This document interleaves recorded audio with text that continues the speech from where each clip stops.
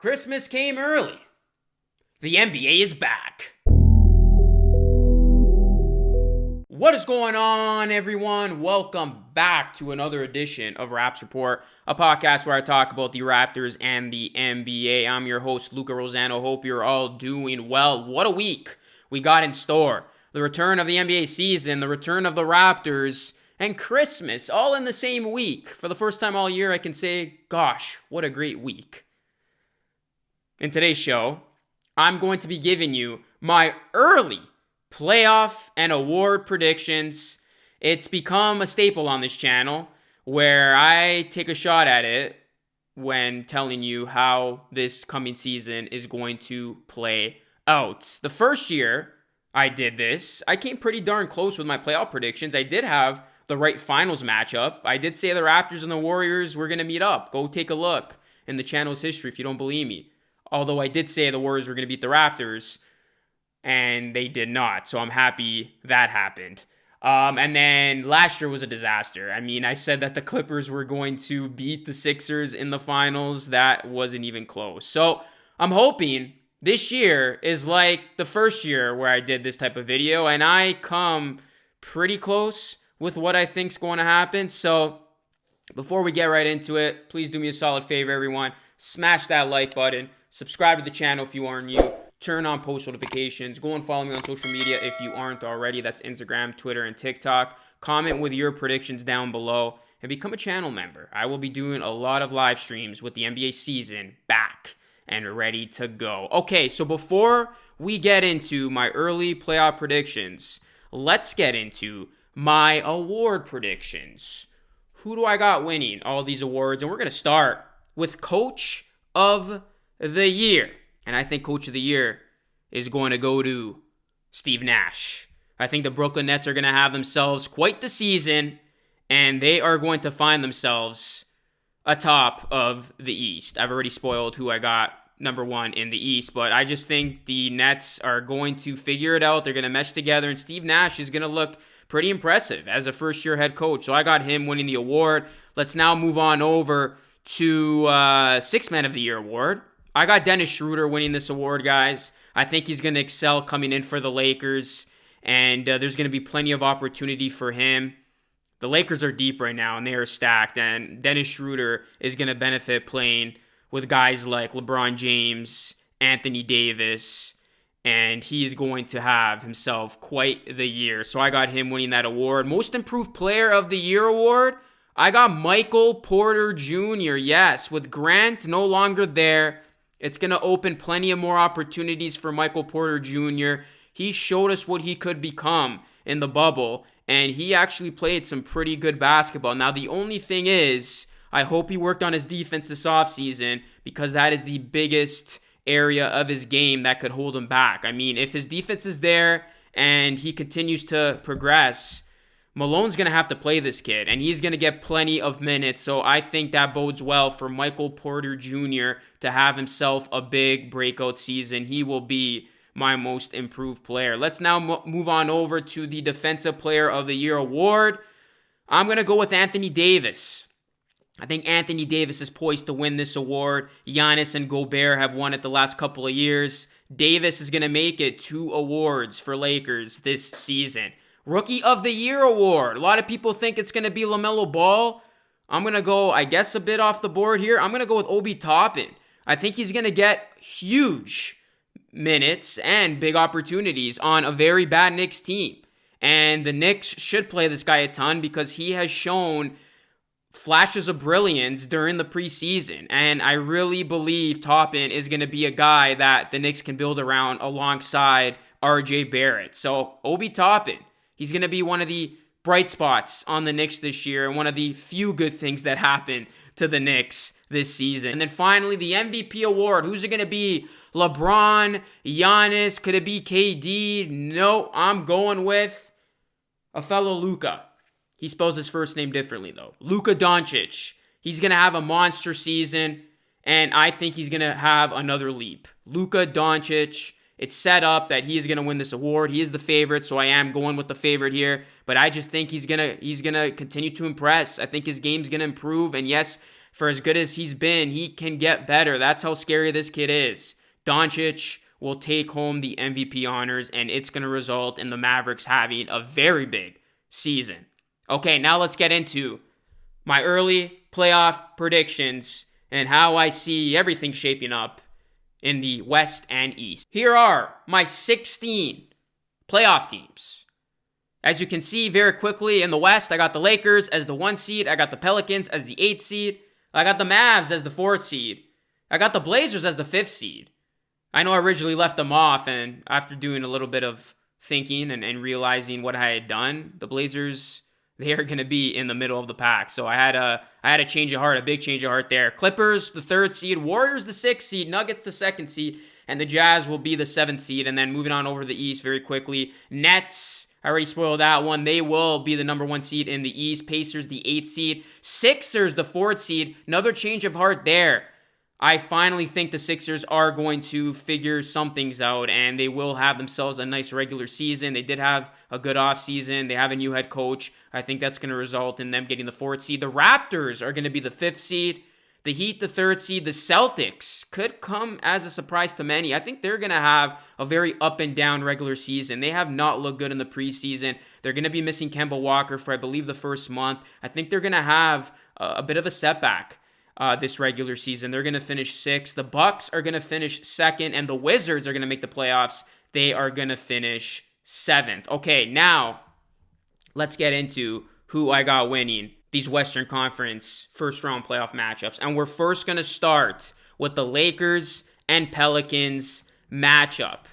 And this is going to be a great series. Zion Williamson and company going to get into the playoffs. They got a very good starting 5. Their bench could be the issue. The Lakers aren't going to lose to them here. The Lakers are the most complete, deep, stacked team in all of the NBA, and they are going to make pretty light work, I want to say, of the Pelicans. They're going to beat this team in 5 games. I do have the Pelicans taking a game, and it will be a great lesson learned for this young team, and especially for Zion Williamson. The next matchup, boy, is this going to be a fun one. The Mavericks, with their MVP, Luka Doncic, taking on Damian Lillard and the Blazers. This is going to go to 7, but ultimately I do have the Mavericks prevailing. They will win a playoff series, as they showed us a lot of great things in last year's playoffs when they took it to the Los Angeles Clippers. Speaking of the Clippers, they will be taking on the Warriors in my bracket. This is going to be another fantastic opening series. However, I do have the Clippers getting through to the second round. The Warriors without Klay Thompson is not a Warriors team that I feel confident about them doing things in the playoffs. They are going to be a one-and-done team come playoff time. And then the last matchup in the first round, Nuggets and Jazz. Nuggets are going to get it done in a relatively quick series. They are going to win, setting up a rematch of last year's second round between them and the Clippers. But before we get into that one, Lakers Mavericks. Oh boy, you kidding me?